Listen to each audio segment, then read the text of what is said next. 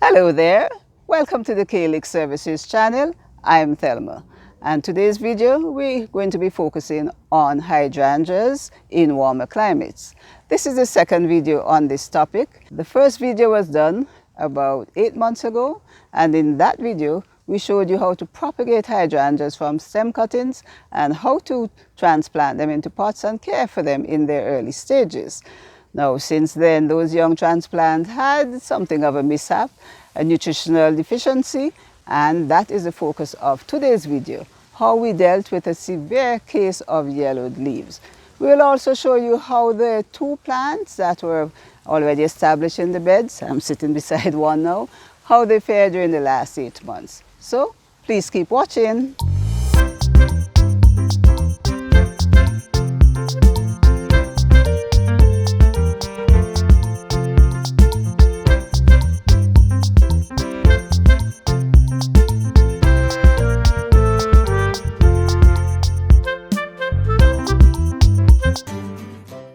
Welcome back and thanks for staying.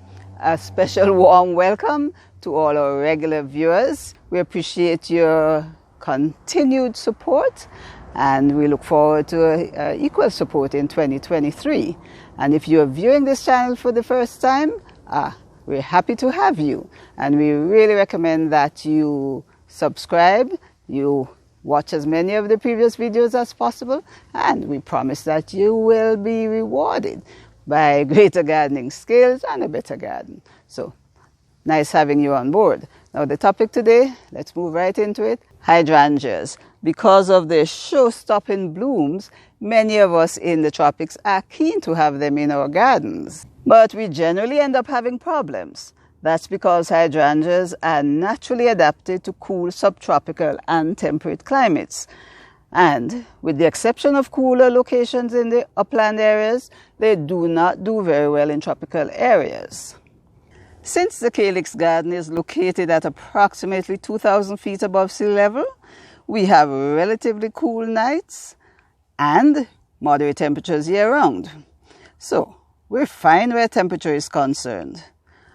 Our challenges growing hydrangea are our high soil pH, which affects the uptake of nutrients, and the other problem is our high humidity. In this video, we're going to be dealing with the effects of soil pH. pH is very important as it affects the rate at which some nutrients are released from the soils and become available to plants. Acidic soils are those with pH less than 6.5, neutral soils between pH 6.5 and 7.5, and any soil with pH above 7.5 is considered alkaline. Plants vary in their preference for acidic or alkaline soils, and in the case of hydrangea, they prefer the soil pH to be more on the acid side, somewhere between 5.5 and 6.5.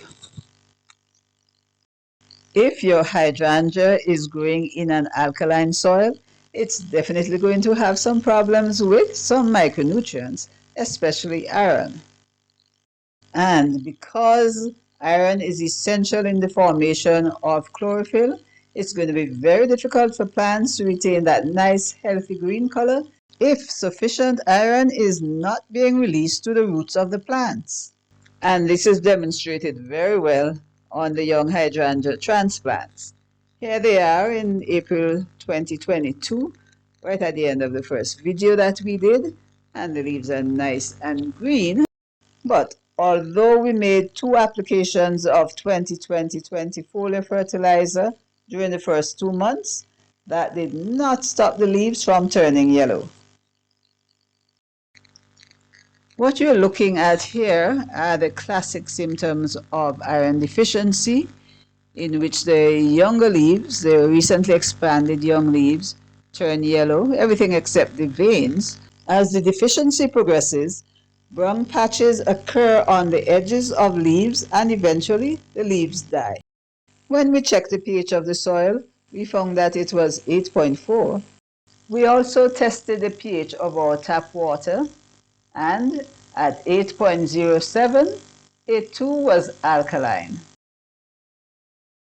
We decided to use the water conditioner, pH down, to lower the pH to make it less alkaline.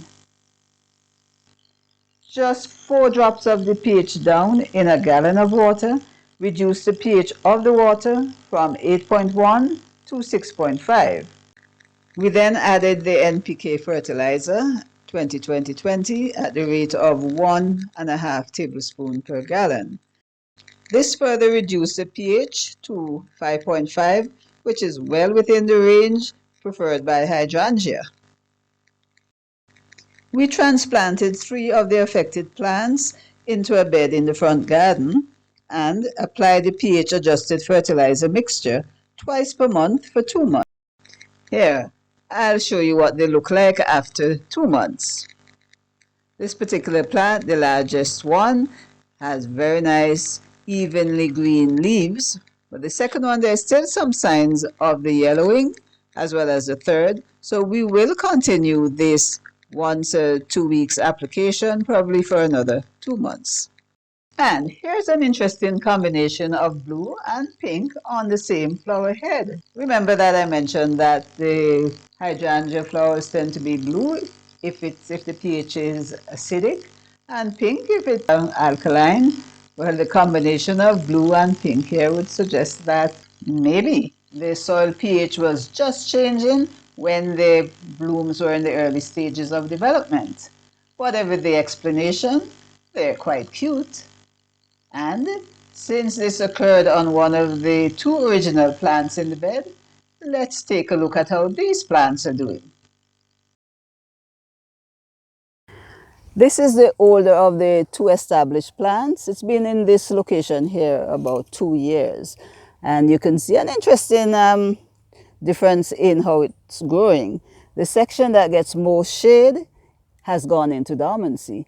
These are dormant buds, and we expect them as soon as the temperature gets warmer in March, they're going to be opening up. But the section to the front that gets of sunlight, it did not go into dormancy. The leaves are nice and green. The second plant was transplanted 8 months ago in the first video. It has the same growth habit as the first one. The branches to the back that receive less sunlight are smaller, and they've gone into dormancy. Here are the buds, which we expect will spring open at the beginning of spring in March. Now the 2 branches that are facing outward, getting much more sunlight, did not go into dormancy. You see they're holding on to their flower heads. This one is rather old, but see the very cute, interesting speckles. I think that's attractive too. But in general, really, you should prune off your spent flowers because that would stimulate the buds lower down to grow. So let's just step back and take a look at what the hydrangea bed looks like in January 2023.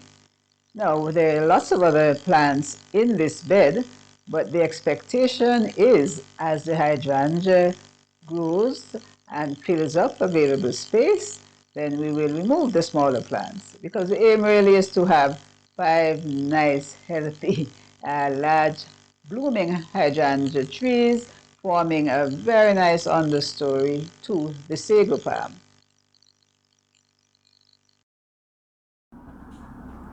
This brings me to the end of our second hydrangea video, and in this video we focus on the nutritional aspects of growing hydrangea and getting them to bloom as you would like them to. And the main factor is the soil pH.